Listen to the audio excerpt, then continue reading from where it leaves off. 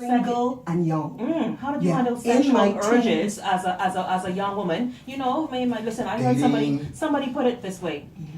You know, a woman, particularly at a certain time, Yes. she just have those urges that are raging.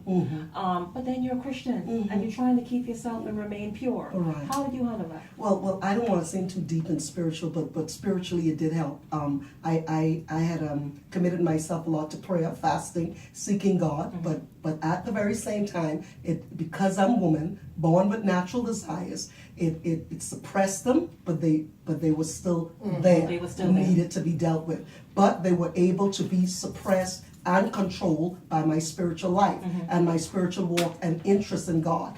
But they were still there. And you keep stressing that they were there. Still there. Because it's important that we understand that when God saves us, He don't take away all those physical desires that He made us with, because it was made for a reason. Remember now, He's a progressive God. Male, female must progress, and in order for them to come, they have to come through the male and the female. Yes. So for Him to take away my fleshly desires would not have been a godlike thing. So they were there, they were real. Secondly, the next question was, how did I deal with them? First, I dealt with them in prayer and fasting. Secondly, I wanted to be clear, but they were still there.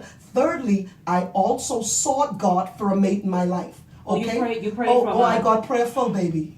For a man. So wait a minute now. For a man. But For a praying is husband. one thing. Praying is one thing. Exactly. No, because praying is one thing. it was Wait a minute. dangerous to be in ministry for me. Pastor Sands. Praying is one thing, right? Right. Everybody around here praying. Right. The thing about it is, though, did you sit in your room and pray, or did you say, you know what, let me position myself as the pastor last week encouraged us ladies to do? Right, and to position yourself has to do with a lot of dimensions. One, your parents. Two, your attitude. Three, who you are as a person, being confident in who you are and not being affected by everything you see. I mean, I used to have pictures coming to me because remember now, I'm a single girl out there preaching and teaching and traveling with men with me now. My brothers and everything traveled with me. And you have to understand, the guys used to send me pictures, send me notes, send me letter. I had them send somebody to tell me they were interested in me. I've had those experiences. And so, and was that only because I felt I was a black beauty? I know I am. I ain't felt that. I know I am. You got to be confident as a female as to who you are. And you have to know who you are and then know who God made you to be. And know that God has to have somebody out there for you. Yes. And you don't, not necessarily that you don't go and search for Him, but either He find you, you find them, or situations or circumstances bring you together. In my case,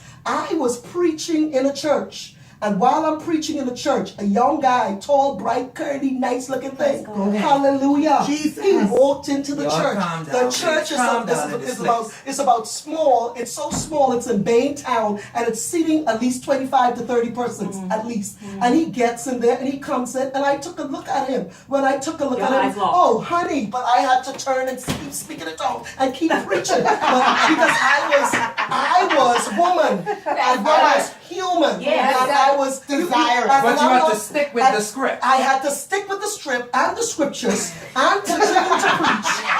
And then, when service was out, begin to seek God as to what I saw. What to because do? I knew somehow He came in for me.